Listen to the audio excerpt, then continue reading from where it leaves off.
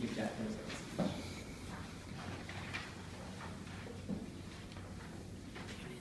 Thank you so much, Mr. Chair. I have the privilege to evaluate Toastmaster Richard for his 10th speech. Good luck to you, Ms. Toastmaster Richard. So here are the objectives for his speech today.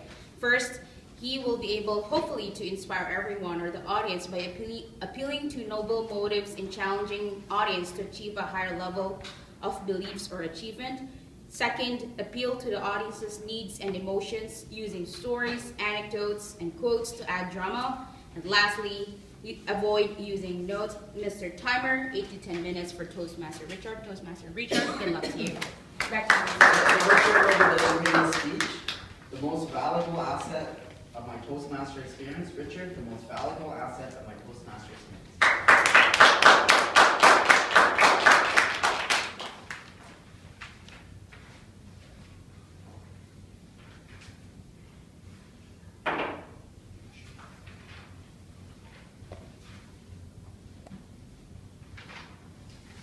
It has been the same feeling since my first speech in this room. And I feel the same every time. I feel nervous. I feel like I'm forgetting what I'm going to say. I'm not sure if I'm going to remember. Today is my 10th speech. I'm completing my content communication manual. And I would like to share with you what I believe is the most valuable asset of this experience. Mr. Chair, fellow Toastmasters, and most welcome guests. Today, I will divide my presentation in 3 main parts. Firstly, I will start with why did I join Toastmasters. Secondly, I will share with you this asset that I'm talking about. And thirdly, what do we do after that? After here, after this 10th speech. I am coming from a French background. When I finished my degree in Montreal, I decided to move to Toronto because my dream had always been to work in a place where English is the main language. My dream was to live in a place where English is the main language. I haven't been able to do so till I finished my degree. So when I've completed that, in September 2013, I decided to move here. I knew no one here, but I took it. I took the lead and I came. I had so many challenges. The first challenge was my English speaking. English is my second language. I've never been somewhere where I practice my English. The second challenge was to find a job. So I decided to join Access Employment. It's communication for the business world. They teach you how to build your resume, how to sell yourself. And there, one of my colleagues talked about Toastmasters. At that time, I was very eager in practicing my English. At the bus stop, I would meet someone, an old man, an old woman, a young girl, a young boy. I would start speaking to them, just speaking. I didn't miss any opportunity to speak. So my first intent to come to Toastmasters was just to speak. I didn't care about public speaking or leadership skills. My intention was to come to be surrounded by people that are speaking in English and to practice. Then I started shopping, and I found this club, comfortably speaking Toastmasters. Saturday morning was perfect for me. So I decided to come for the first time. And I was very impressed by what I saw. I was very welcome. People were so welcomed. And people were going up to the stage to speak. I was like, okay, this is really interesting.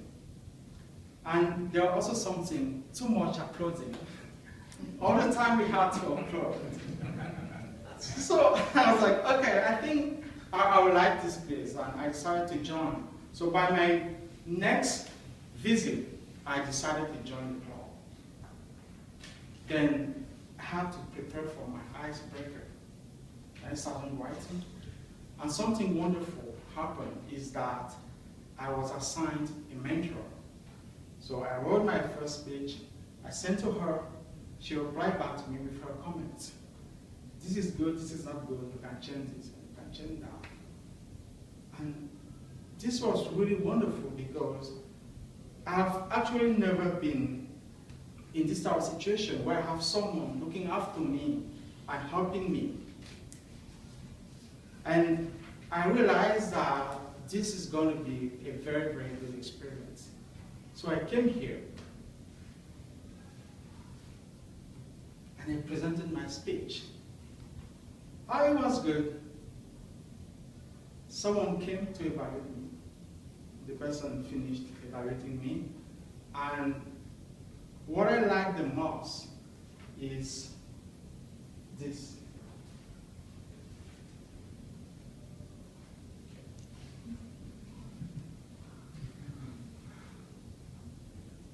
I learned so much from this.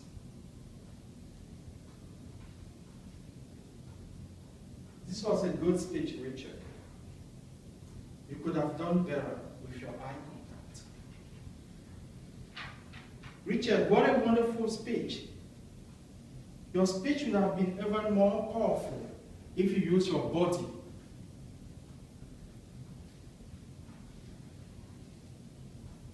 Nice point, Richard. You could have done a better job with your movement on the stage. I had many like this. I'm going to point out these main areas. Eye contact. What they're saying is that when you're giving a speech, you have to connect with your audience. That's the main point. And the main tool to do that is to maintain eye contact with your audience. Now the question would be, how do you do that? You can't look at everyone. No, they are even giving you tips. You look at this gentleman here, Mr. Kenny, and all the people from here will feel like you're looking at them. And then you look at people behind there, just one person, and all the people behind there will feel like you're looking at them. Then you can maintain the eye contact. Now the question is, how long do you maintain the eye contact? Some people will say 15 seconds, 30 seconds. Any guess? How long? 15. Actually, it's not about the time. You have to maintain the eye contact for one complete thought. That's something. When you hear that, when you learn that, you feel like you're actually learning something. Then they say, Richard, your movement on the stage. How do you move on the stage? I didn't know there was rules in how to move on the stage.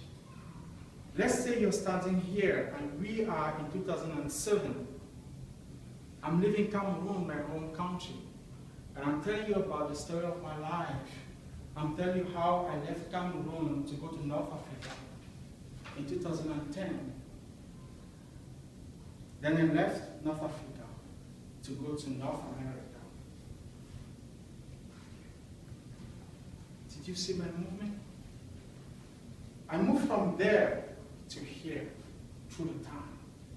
But if I was here in 2010, saying, then I moved to go to North America, what am I doing? I'm coming back. I didn't know that.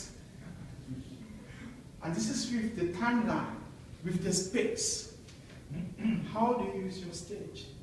These small wheels. And then they said, Richard, your body speaks. Body language. you're excited, show the excitement. If you're sad, show that you're sad. Then your audience will feel the same sadness. This is how you become a better communicator. Am I able to do all of this? I doubt. Because at the same time, you have to remember your speech. You have to remember the flow. But then, focusing in remembering the flow, you'll forget to maintain eye contact. Focusing in remembering the flow, you'll forget the movement on the stage. You'll forget to make your body speak. Then comes the part of leadership. What is leadership? I didn't know about something called leadership before I actually joined Toastmasters. You take some small roles. John Memory, our friend here was saying that you feel uncomfortable to stand up and to speak. Then you have to speak. You're a quizmaster. You have to listen to catch. What will you be able to ask people? What are you going to remember? You take even the role of a chair. You are able to chair name to a role. So you learn a lot. After joining Toastmasters, I realized that it became easier and easier for me to take open roles and work. When they need a volunteer, I will volunteer easily. I was not able to do that before. So we learn a lot. When we come here, we come for public speaking, we come for leadership, but there are extra values. I will share with you 2 extra values that I learned from Toastmasters. How to write a speech effectively. My first speech took me 3 weeks. My last one took me 3 days. It became easier for me to structure and to write. In my workplace, I write a lot of emails. It's easy for me to structure my mails. This is thanks to Toastmasters. Then the part that I like the most, sharing experience, people stories. We just heard a story. We will hear a story like that all the time. We will learn lessons. I even learned that there were type of personalities, and that your personality can define what kind of job you're going to do. I learned that here. I learned that you have to manage your time, manage your money, you also have to manage your energy. I learned that here. Someone even came here with the pictures of his dreams.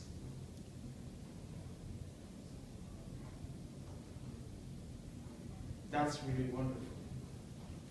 So now I'm finishing this presentation, and the question would be, what do you do from now? For those who know me, you know what I'm going to say. I am not going to stop.